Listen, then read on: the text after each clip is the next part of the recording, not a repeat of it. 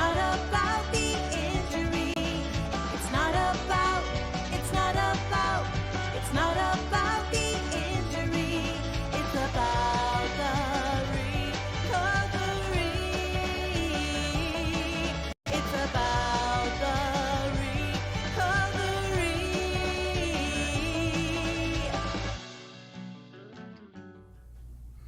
Hello, welcome to the Paul Padda Podcast. My name is Tony Abbatangelo. I'm an attorney here at the Paul Padda Law Firm. Paul's in Chicago, working on a big federal case, so I'm substituting in. And I'm excited to be here. It's a great topic about immigration law. Our guest is Gabrielle Jones, and I'm going to screw this up, so I'm going to let Gabrielle say which organization she works with. Legal Aid Center of Southern Nevada. A great organization. That's Barbara Buckley's organization. Correct. And that's been around because I remember when I was a justice of the peace, they were babies back then. There was only a few lawyers. And how long have you been there? I've been there 10 years now. And let's get a little bit about your background. So Gabrielle, how'd you come into law? Where are you from? All that kind of stuff. I'm a military brat, so I say I'm from everywhere. I claim Louisiana. That's where my mom's family's from. That's where I went to school. I decided to become an attorney because of a 7th grade teacher that I had. We read To Kill a Mockingbird. I really just fell in love with that story and Atticus Finch's character and how he helped people, and that was something that I decided that I wanted to do. And so from that time, I just made up my mind I was going to be an attorney. Wasn't really sure what I wanted to do. Once I got into law school, I thought I wanted to be a prosecutor. Really liked criminal law, evidence. Unfortunately, when I graduated, I wasn't able to get a position doing that, and I ended up doing real estate law. And was that in Louisiana? That was in Louisiana, and so I did real estate law for a large firm representing banks and mortgage companies in unlawful foreclosure actions, contested title matters, covered all 64 parishes in Louisiana, really gained a lot of experience doing that. And then we had Hurricane Katrina in 2005, and that changed my whole perspective. Most of my work was in Orleans Parish, and I saw the devastation and the hurt that those people were dealing with. There was a 30-day moratorium, and foreclosures resumed, so it was very hard for me going into court, getting an order for foreclosure against a family who'd lost everything. That seems pretty quick. I mean, the devastation that occurred from Hurricane Katrina and a 30-day moratorium, that was it? There was just a 30-day moratorium, and my firm's policy was go into court, get that order. And so I started thinking maybe it was time for me to think about doing something different. Understandable. And, you know, working over the organization you're at is a huge difference. How many lawyers are there now? Because we talked to Barbara Buckley, there's like 50 or 60? Yeah, we're huge. Just within my department, the Family Justice Project, we have 10 attorneys. And when I started, I was the 5th attorney, so we've doubled in size. In the quick time. Yes, in 10 years, so it's nice. So when you say the Family Justice Project, what types of legal issues do you cover in your group?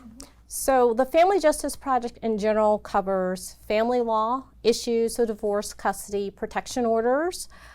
I supervise the immigration portion of Family Justice Project. Okay. So it's myself and 3 other attorneys, and we handle primarily immigration matters for victims of domestic violence. And to expand on that, my understanding is a victim of domestic violence can get a, I guess you would say, citizenship status, or what would be the proper terminology? So they could potentially have a path to citizenship if they reported the crime to the police and cooperated in the investigation. They would qualify for something called a U visa. Similarly, if they were married to a U.S. citizen or lawful permanent resident who was abusive towards them, they could potentially qualify for a VAWA self-petition.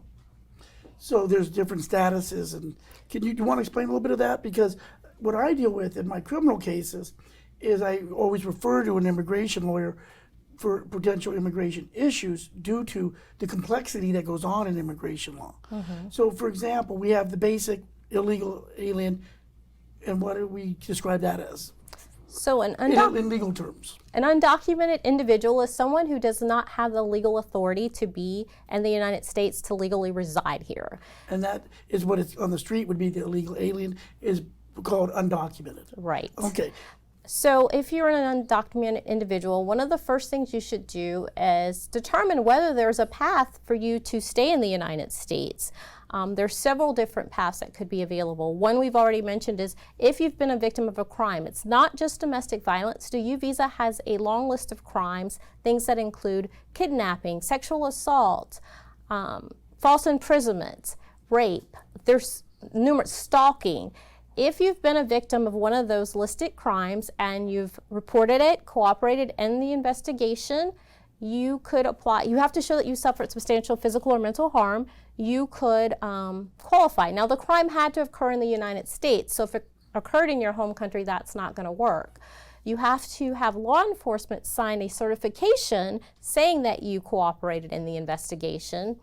And I'm interrupt. I presume that's fairly common in the sense of if a person that was seeking citizenship or status, they just go to the police headquarters or substation here in Las Vegas? Right. Each police department has a victims advocate department that would assist with that. If they are working with the district attorney's office or any prosecuting agency, they would also let them know this. If they're working with one of the domestic violence agencies, they're also aware of this and would let them know. So there's advocates and people that help them along the way. Right. Now, what about people that come here, for example, planning on marrying a United States citizen, but they don't have, what documents do they need, etc.? So another form to have a path to citizenship would be through the family petition process. So if you have a U.S. citizen spouse or lawful permanent resident spouse, you could apply for a family petition. You have to show your spouse's status. You have to show that you married in good faith. There's a lot of caveats with that. You're going to have to determine how the person entered, whether the person is a lawful permanent resident or U.S. citizen. If they're a U.S. citizen, then you don't have to worry about the visa bulletin and waiting for a visa. Okay, so it's a variety of different mechanisms. We do have a question here. With this political climate of fear, I would say, I think that's very evident from what we've seen on the news about the raids coming in different major cities. Does an attorney-client privilege give protection to people? So if somebody comes into my office and says, I'm here as an undocumented individual, I presume the attorney doesn't disclose that. We don't disclose that. When I meet with someone who's undocumented, I screen them for a viable path, but I also want to make sure they know their rights because all of these raids are happening. So that they know that they don't have to open the door if ICE shows up unless they have a signed warrant, that they should have them place that warrant up to a window or slide it under the door to make sure that their name is on it. We go through places where they shouldn't come in, like your child's school, a church, a hospital to take you away. Courthouses, things like that. So we make sure people are apprised of their rights and what to do if they are detained by ICE. Yeah, that is, my position is on this situation is that most people that come to the United States, whether documented or trying to become United States citizens, like my mother-in-law was from Mexico, she became a United States citizen, naturalized, and she did all the right things, is they want to better their lives. It's not this bloodbath of criminals just coming in hordes across the border. There are bad people, I get that, but for the most part, from what you see, what's your opinion regarding people that want to come to the United States? My team has over 600 files that we're handling right now, and I can tell you all those individuals that we are assisting are hardworking individuals who want a better life. A lot of our clients are kids who came over from Central America who were threatened because they wouldn't become the girlfriend of a gang member. One of my clients I was just in court with yesterday, her best friend was killed because she said no to being a gang member's girlfriend, and she was told the same thing would happen to her. That would scare me enough to want to leave my home country too. That makes sense to me. Like my criminal cases, they call it the silver or the lead. I'm sure you've heard of that term, where either you cooperate with the cartel and take the money, or you take the bullet. So there's very real threats. Right. Now, also, I presume we have to be fair. There are some people that are just want to commit criminal activity, and that's what they're doing. There's a percentage of the population that's doing that. At our organization, those are not the people that we're advocating for, that we're trying to find paths for citizenship. We have program priorities where we look at whether you're a victim of domestic violence, whether you're a victim of sexual assault, whether this is a child who's been a victim of crime, whether you're facing some sort of humanitarian crisis, like we recently took on several of the Venezuelan cases because of the situation over there. We're looking at those sort of issues. Those are the people that we're helping. Now, let me ask you this question regarding the people that are here. Like, let's say a kid's here. They were brought over here illegally as like a 3 or 4 year old, and now they're 18, 19. What can they do to apply for citizenship? So a lot of those kids are probably qualified as DACA recipients. Because I wasn't sure if DACA was still around. Is that still? DACA? And why don't you explain a little bit about DACA and if it still works? Okay. DACA is a deferred action for childhood arrivals that was created by President Obama in 2010. He tried to expand DACA and create DAPA for parents of citizens and lawful permanent residents. That didn't happen. There's been so much litigation over DACA. Where we are right now is that DACA, for people who've had it, they can keep renewing it. The Supreme Court will take it up next term. That's come out, we know that. But if you have a valid DACA, you can renew it, and I encourage everyone to renew it because we don't know what's going to happen with DACA. So where do I go if and also, do I have an age? Can I do it at 16, or do I have to be a majority? So you have to have already had it. So anybody who doesn't have it already, they're out of luck right now because you can't do an initial DACA petition.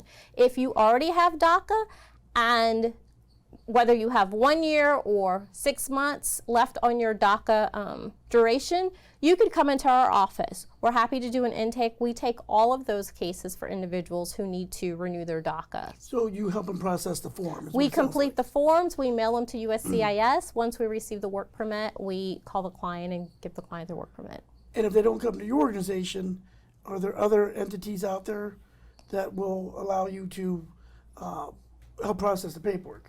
There are, but the one thing that's unique about my organization is we don't charge any fee for helping individuals. There's a $495 filing fee that goes to USCIS immigration, but there's nothing that you pay our attorneys for filing. Like, what about a regular immigration lawyer that's not in your organization? They're going to charge. You can go. Right, you can go there, but they'll charge you. Right. Now, I've also heard from clients and friends that are in that situation trying to apply that there's like scam artists that take advantage of these people.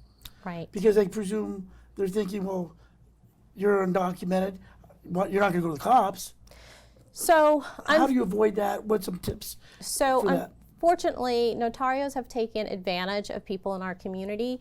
A lot of these people don't speak English. They're desperate. Let me interrupt you because I'm familiar with the term notarios. Why don't you explain that to the listeners? So these are people who are not licensed attorneys who sometimes represent themselves out as knowing the law, being able to ascertain whether someone has a path. That's not it. A notario can only complete the forms for you. That's what they can do.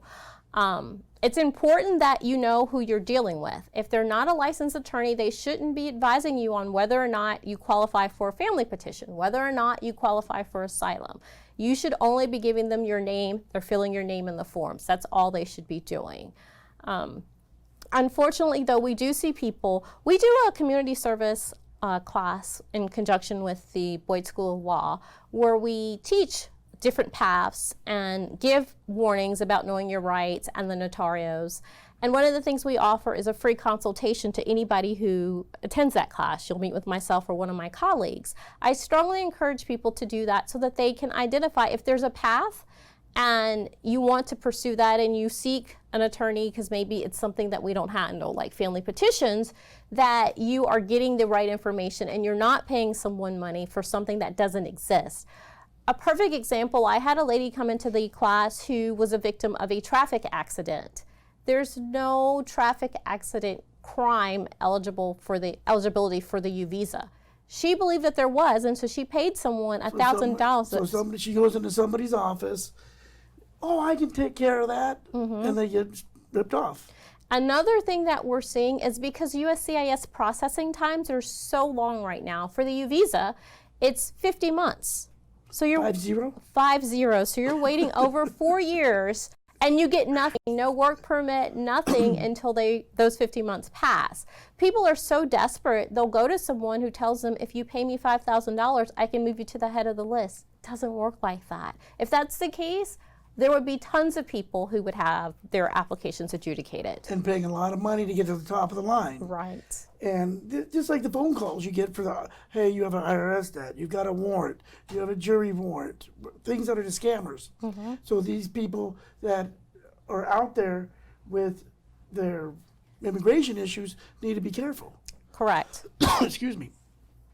So we mentioned a few different paths. We talked about crimes of victims of crime, family. What are other paths? So asylum is another option if you fled your country because of past persecution or fear of future persecution based on your race, religion, nationality, political opinion, or because you're a member of a particular social group. You can file for asylum. You must do that within 1 year of arrival, though. Okay, and let's pick back up on that. It's time for the Paul Padda for the people tip of the day, of the week, I should say. And we'll take a short break and we'll be right back with Ms. Jones. Thank you. Hi folks, Paul Padda of Paul Padda Law with another daily tip for you. Paul Padda for the people, always looking out for your best interests. A lot of people ask me, what is UM/UIM coverage? Well, that's just a lot of letters that basically mean underinsured motorist coverage or uninsured motorist coverage. It's one of the most important types of auto insurance coverage that you could have. What happens if you are the victim of an accident caused by someone else who doesn't have insurance or has such a small amount of insurance, and they cause you such significant injury that you're left having to deal with big mountain of medical bills, that maybe $10,000 in property damage to your car? Where's the money going to come from to help fix all that? This is where UM/UIM coverage is very important, and because it can be a hedge against bad things happening to you that are of no fault of your own insurance company will step in and provide coverage and pay your medical bills. It's very important to have that type of insurance coverage. Again, Paul Padda Law, bringing you another great tip. Hello, it's Tony Abbatangelo here, resuming the Paul Padda podcast. We're thankful you're listening. We're glad you're paying attention. Very good and very topical issue here of immigration law. We have Gabrielle Jones with us, an excellent immigration lawyer helping the people of Las Vegas and the Clark County community. Where we left off before that break was talking about asylum. One thing that's in the paper, or news I should say, I don't even know if people read the paper, it's all on the internet, is asylum. Talking about if you come from a country besides Mexico and you have to go through Mexico, and correct me if I'm wrong, they have to apply for asylum in the United States while they're in Mexico? Is that what I heard? So no, what the rule is people were fleeing, it's mostly Central Americans. They were fleeing Central America, going through Mexico, and then coming into the U.S. asking for asylum. The new policy that's proposed by President Trump is that now you have to claim asylum in Mexico and be turned down there before you would be able to apply in the United States. So he's trying to deter people from coming in and getting asylum. I was going to say, that's what it sounded like to me. Yes. So let me ask you this. I'm Nicaraguan, El Salvadorian. I have to go to Mexico and be denied there first? Yes. But what if I want to come to the United States? I get that, I guess I presume because you have to, is the theory behind that policy that you have to cross through Mexico to get here, so therefore apply there first? That's what he says. How does he dictate what's going on in Mexico? He shouldn't. Or am I not supposed to ask that question? He shouldn't be dictating what's going on in Mexico, but at the end of the day, people are fleeing Central America for very serious reasons. That's where most of my child cases come from because of these gang issues. They're scared. They're trying to sometimes maybe reunite with a parent who's in the United States. A lot of these kids are 14, 15 years old, some younger than that, who start on this adventure by themselves. They know no one in Mexico. What are they supposed to do as far as a place to stay, eating, when they have a parent, a viable parent in the U.S. who would provide those things for them? It just doesn't make sense. Now, to play the devil's advocate, I think I heard some of the news organizations talking about, well, those countries should straighten their act out. So I mean, to me, that just seems besides the point. There's corruption. Right. You know, those countries do have problems. I hope that they're able to straighten that out. But at the end of the day, we have people here with real life situations that need to be dealt with. So the solution's not, they've got to figure it out, and once they figure it out, we won't have to deal with it. We need to deal with the people who are here right now. Excellent. So the first step, what is the first step an immigrant should do to get the proper citizenship or documentation? So the first thing you need to do is determine if you have a viable path to citizenship. You can talk to an attorney. Again, I'm going to keep plugging our class because I think it's an excellent resource. And where would this class be at? It's at the Legal Aid Center of Southern Nevada. Which is where? 725 East Charleston, downtown. We offer it in English and Spanish. You come into the class, you get the information, and you get the free consultation at the end. That consultation is so valuable because we screen everybody for any possible path. So once again, 725 East Charleston. What time? So the class is 9:30 to 11:30 on Wednesdays. So let's say I stumble upon the business on Tuesday. Somebody there would say, hey, come back Wednesday. So we don't turn people away. If somebody came in with a desperate situation, one of the intake advocates would get myself or one of my colleagues to talk to an individual. They still may refer them to the class, or if they identify that they're a victim of a crime and they're U visa eligible, they'll go ahead and just do the intake so that they can apply for services and have direct representation through our office. All right, so we take the class. What do we do next? After you take the class, you get the consultation, and you're given your good news or your bad news. If it's good news, if it's the sort of case that we handle, we will go ahead and get you through the intake process so that we can take that case on and assist you. And does that mean filling out the paperwork? We do. We submit all of the forms. To immigration? Yes, we do all of that, working with the client. And like I said, these cases are taking a long time to adjudicate. We stay on the case the entire time. If it's a sort of case that we do not handle, we will point you to another resource, or sometimes we'll do what we call brief service. So like family petitions. We don't do those, but I have helped numerous people with reviewing forms, helping them complete the forms, and then they're mailing them out themselves. We don't appear at those interviews. Well, let me ask you this. You said it takes 50 months. For the U visa. For the U visa. So I come in today, or you said Wednesday. Today's Wednesday. Yes. You do the class, I fill out my forms. What do I do during the pending time?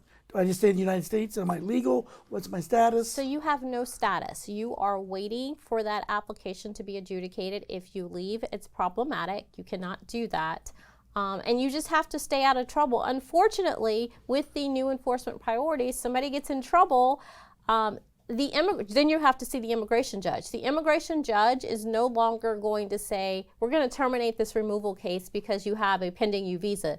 They're saying now in court, it's taking 50 months. That's too long. We don't know if this is going to be approved. So they will make you file for another form of relief. They're going to continue with that removal proceeding.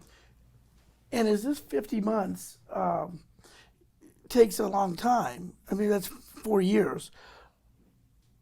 What am I doing in the meantime regarding, if I, for example, let me shift gears a little bit. If I get, you said trouble, if I get a DUI, that's kind of a more of an innocuous type crime. Is that a problem? That's going to be a problem in that USCIS is going to, because they always catch your biometrics, they're going to ask you to do biometrics again. I'm going to get something called a request for evidence to explain what happened, the disposition of the case. They may ask me to file a waiver so that you're able to be granted the U visa, depending on your criminal history. But I might not necessarily be grabbed and just deported. It's going to depend on that disposition, what you're ultimately convicted of, your immigration history. Do you have a past removal order? There's so many different factors that come into play. And that's one thing I've noticed about it. When I talk to immigration lawyers, you can't get a straight answer because, not that they're playing games, it's just so many different factors. Right. I wish there was just one magical answer, but every case is unique and it just depends on the specific facts of that case. Because I've had cases where my understanding is the immigration courts look at statutes across the country. So, for example, in Nevada, the burglary statute is so huge, the immigration judges kind of ignore it. And I've had people actually, on advice of an immigration lawyer, plead up to a burglary because it looks better in immigration. Does that sound right to you at all? So, what I'm talking about? right. So the immigration labels things differently sometimes than the state courts, right? So we always look at the amount of time someone's going to be or could be imprisoned or, in jail for the crime to determine if that's going to be a felony or misdemeanor under immigration law. We look at, is this the first one? If it's a misdemeanor, if it's the first one, because there's an exception for that, but if you have 5 misdemeanors and you're in a different category, I always tell my clients who get in trouble, I always try to talk to their public defender to see what's the least amount of exposure we can get them. And that's what everybody should be doing if you do have any interaction with law enforcement. So once again, the answer is the DUI could affect you and it might not. Right. It just depends on your criminal history. And I know that sounds like a bad answer, but everything depends on all of the little dots. We're connecting everything. And everybody's immigration case is not the same. So that's a warning that I would give people too. We always hear, well, my friend did this and this happened. Your situation may not be the same as your friend's. Maybe your friend came in on a tourist visa. You didn't. You came in without inspection. That's already a major difference in your case. So there's just so many factors that we have to consider, and that's why it's so important to get that analysis from an attorney as to whether you're a good candidate for a particular path. And actually, I just remember I was going to ask you, with this 50-month wait for time frame, would organizations like yourself be advocating for more immigration judges? So we don't necessarily do that. Well, let me rephrase that. I should say, I don't want to put you in a bad spot either. It seems to me instead of spending a ton of money on a wall, we should be spending money on processing these papers and getting, whether it's a judge, clerks, assistants, secretaries, whatever variety of level, because 50 months is ridiculous. Right. That's 4 years. That's a USCIS issue as far as processing that. The problem is, per federal statute, only 10,000 U visas can be approved a year. Okay, so that presents a problem. That's the problem. There's over 200,000 pending applications and you're only approving 10,000 a year. That's why the waits are so long and the waits keep getting longer and longer. And why is there a limit? It's just federal laws. That's what the statute says. That needs to be changed through the legislative process. So this is a congressional vote. Yes, right? we need to. And then obviously approval by the president. Right. Which we know ain't going to happen this time. Right. So that's interesting. So this wait period is just going to keep extending. Right. One of the things I'd like to mention, though, is very similar to the U visa is the T visa, which is specific for victims of trafficking, whether sex or labor trafficking. You should really look at your case. Sometimes a U visa can be turned into a T visa. They give out 5,000 of those each year, and they've never reached the cap on those. So if your client can feasibly fit in that T visa category, you should definitely file a T visa. Processing time, it's a little bit over a year, but nothing compared to the 50 plus months. That's quite interesting. So there's T visas, U visas, okay, student visas. People come over here. What happens to somebody that stays past the student visa? So then you're technically no longer in status. You're here just to attend school, and unless you do a change of status, you are supposed to leave once you're done or not attending school anymore. So let's say I'm wrapping up school. I'm here on a student visa. What's the steps I should take to become a United States citizen? So a student visa is not going to get you a path to status. What you would then have to do is maybe look at your employer. Do you have the type of skill set where an employer could potentially petition for you to gain status and stay in the United States? So that's one option. If not, you're looking at maybe you met someone in school who has status and you're going to marry them and they can petition for you. But just because you had a student visa and you finished school, that's not going to get you the ability to stay here. Okay, so just getting an education in the United States doesn't get you there. No. So for example, my grandparents came from Italy.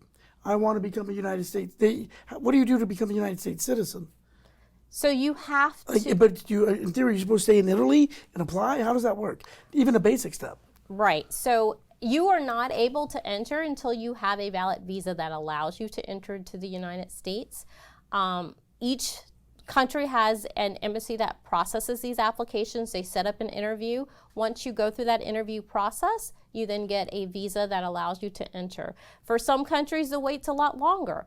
Philippines, Mexico, India, China, they send the most people to the United States, and they have the longest waits. And what's the wait time roughly? It depends on which category you're coming in. So once again, it depends. Yeah, right. If it's so, like U.S. sibling, if you have a U.S. citizen sibling that's petitioning for you, for some countries it's like over 20 years that they're waiting.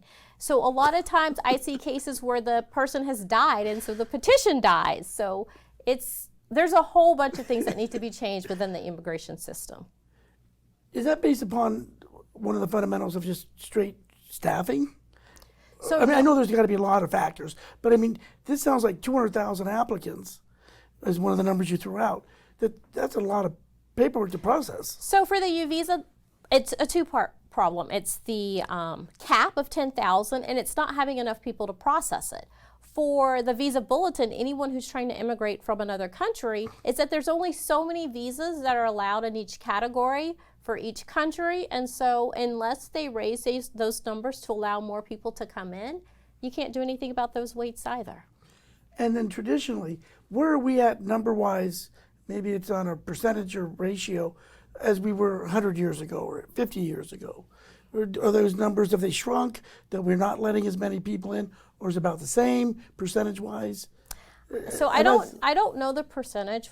I would assume that more people are coming in. We're seeing more just in the 10 years. Well, I've been doing this about 6 years. So this is the 6 years that I've been doing this. Just to give you an example, we do primarily U visas at my office. When I first started doing U visas, the wait time was a year. Now we're at 50 months. So we're definitely seeing increases, right? That's what I'm seeing. Wow. Well, this has been very educational. I appreciate your time. This is Tony Abbatangelo. Thank you for listening to the Paul Padda podcast, and we'll see you next week.